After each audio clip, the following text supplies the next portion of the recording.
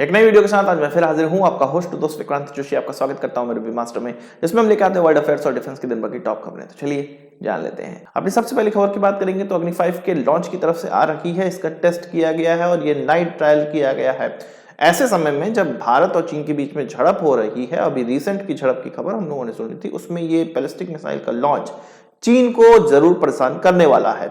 आप ये सोच रहे होंगे कि ये लड़ाई के बाद ही हमने ये मिसाइल लॉन्च करा है और ये चीन को डराने के लिए या चीन को कोई मैसेज देने के लिए है, पर ऐसा नहीं है। इसका जो टाइम था, यानी कि हम इसको लॉन्च करने वाले हैं, मिसाइल का नाम नहीं बताया गया था, पर किस जगह लॉन्च होने वाला है ये 15 दिन पहले डिसाइड कर दिया गया था। और 15 दिन पहले ही एक और चीज डिसाइड करी गई थी। पूरे नॉर्थ ईस्ट में एक बड़ी एक्सरसाइज होने वाली है इंडियन एयरफोर्स की, जो कि आज शुरू हुई। यानी कि आज चीन को मिर्ची लगाने वाली 2 चीजें स्टार्ट हुई।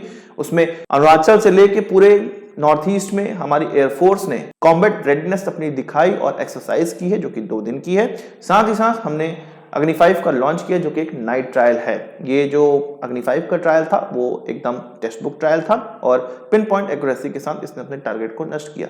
कुछ जगह इसकी वीडियो भी आई है, वीडियो अगर लगा दूंगा यहाँ पे तो कॉपीराइट क्लेम आ जाएगा। जो एयर एक्सरसाइज थी या हमारा जो मिसाइल लॉन्च था, वो तवांग में जो हुई घटना थी उसका रिप्लाई नहीं था, पर एक रिप्लाई भारत की तरफ से चीन को दिया जा रहा है। अभी तवांग में एक ट्रेनिंग ली जा रही है, जो कि हमारे क्विक रिएक्शन टीम को दी जा रही है, क्विक रिएक्शन टीम के कमांडोज को दी जा रही है कि तवांग जैसी जो घटना कोई वैसी अगर भविष्य में फिर से हो, जो कि होगी, चीन सुधरेगा नहीं, जो कि होगी, तो उसको किस तरह से डील करना है, किस तरह से तुरंत पहुंचना है। और इन्हीं सब एक्सरसाइजों का नतीजा है कि हम चीनियों को मारकर भगाए थे। तो ये जो अब क्विक रिएक्शन टीम की जो एक्सरसाइज हो रही है, उन कमांडोज की हो रही है, वो तवांग की घटना के बाद भारत का रिएक्शन है। बाकी ये 2 छोटी मोटी चीजें हैं, ये तो हम करते ही रहते हैं। अब बात कर लेते हैं बामला पास की, जहां पर भारत को यह डर है कि चीन के द्वारा कुछ जो तवांग सेक्टर में किया गया हरकत, वही हरकत की जा सकती है। जो गलवान वैली में की गई हरकत, वही हरकत की जा सकती है। असल में ये जो बामला पास है, वहां पर चीनियों का जमावड़ा होने लगा है और चीनी इस बार ये सोच रहे हैं कि पिछली बार उनकी संख्या कम रह गई थी भारत के समक्ष और वो पीटे गए थे। अब वो जमावड़ा अपना बढ़ा रहे हैं और बामला पास के पास में एकोमोलेट हो रहे हैं, वहां पर अब घेराबंदी कर रहे हैं या वहां पर जमावड़ा अपना कर रहे हैं।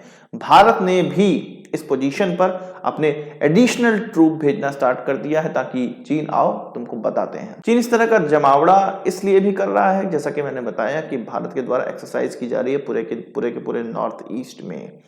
इससे चीन घबराया हुआ है कि भारत कहीं उन्हीं की तरह कोई एक्सरसाइज के आड़ में उन पर अटैक ना कर दे, उनके सीमावर्ती इलाकों पर अटैक ना कर दे।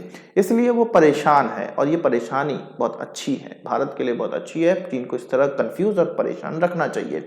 असल में जो हमारी एयरफोर्स के द्वारा एक्सरसाइज की जा रही है, उसमें एक बहुत बढ़िया चीज की एक्सरसाइज की जा रही है, जिसको ऑफेंसिव काउंटर एयर कहते हैं। इसमें दुश्मन एयरफोर्स की कमर तोड़ने के लिए ग्राउंड अटैक किया जाता है। ग्राउंड पे उनके कहां पर डिपो बने हुए हैं रिफ्यूलिंग के, कहां पर उनके एयरक्राफ्ट तैनात हैं, कहां पर उनकी एयर एक्टिविटी को सपोर्ट करने वाली चीजें हैं, उनको नष्ट किया जाता है। तो इस प्रकार की हम लोग टेस्टिंग भी कर रहे हैं, एक्सरसाइज भी कर रहे हैं, जिससे कि चीन घबराया हुआ है, खड़खड़ा रहा है, कांप रहा है। बात कर लेते हैं पाकिस्तान की। अभी बहुत ज्यादा समय नहीं हुआ है जब हमने ये खबर सुनी थी कि गलती से भारत के द्वारा ब्रह्मोस पाकिस्तान में लॉन्च कर दी गई थी और वो जाकर पाकिस्तान में गिरी थी। और ये कहा जा रहा था कि उसने जो मिसाइल ने सेल्फ डिस्ट्रक्शन मोड में अपने आप को डिस्ट्रक्ट कर लिया था। इसमें कोई वॉरहेड नहीं लगाया गया था, भारत की तरफ से ये बताया गया था। तो पाकिस्तानियों ने इस मिसाइल को जब प्राप्त किया तो इसको डिकोड करने का प्रयास किया और वो डिकोड कर नहीं पाए। वो डिकोड करने से ये बताना चाहते थे कि भारत के द्वारा इसको जानबूझ के लॉन्च किया गया, ये एक्सीडेंटली लॉन्च हो गया है, इस चीज की जानकारी करना चाहते थे और उसके बाद उसका इस्तेमाल करना चाहते। पर ब्रह्मोस की इनक्रिप्टेड डाटा को प्राप्त करना इतना ज्यादा आसान नहीं है, तभी तो वो ब्रह्मोस है और वो सेल्फ डिस्ट्रक्टिव मोड में ऑपरेट होने के बाद। तो आप समझ सकते हैं कि सेल्फ डिस्ट्रक्टिव मोड में तभी मिसाइल डिस्ट्रक्ट होती है जब वो किसी दुश्मन खेमे में पहुंचने वाली होती है, किसी गलत जगह जा रही होती है और उसके बाद उसका एक एक डेटा खत्म हो जाता है। और अगर ये बिना सेल्फ डिस्ट्रक्टिव मोड के बाद कहीं उनकी जगह गिरी होती है पाकिस्तान में, तो पाकिस्तान की उस जगह का क्या हाल करती है आप समझ ही सकते हैं।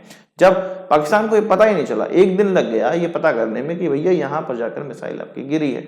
उनके द्वारा ये कहा जा रहा है और उनके रिसर्चर के द्वारा भी ये कहा जा रहा है और ये प्रूफ करने का भी प्रयास था उसके एन्क्रिप्टेड डाटा को प्राप्त करके कि भारत ने पाकिस्तान के एयर डिफेंस सिस्टम को या एयर डिफेंस तैयारियों को जानने के लिए, जानकारी लेने के लिए इस प्रकार के मिसाइल का लॉन्च किया था। और भारत ये जान भी गया कि पाकिस्तान की कोई तैयारी है नहीं, तो रिसर्चर उनके परेशान है कि भाई डाटा कैसे ले नहीं पा रहे। वही पाकिस्तानी बहुत ज्यादा खुश थे कि भाई अब हमारे पास तो ब्रह्मोस आ गई है, हम उसका डेटा ले लेंगे, भारत के लिए ये बहुत गलत बात हुई है, तो डेटा ले लो, उखाड़ लो। पाकिस्तान की बात ही चली है तो पाकिस्तान की जो स्पाई एजेंसीज थी, पाकिस्तान की जो सेना थी, जिसको अपना परम मित्र समझ रही थी, उन्हीं के द्वारा उन पर अटैक किया जा रहा है। तालिबान के द्वारा सीमावर्ती इलाकों पे, जो कि पाकिस्तान की तरफ उनकी सीमा लगती है, वहां पर हैवी फायरिंग चल रही है।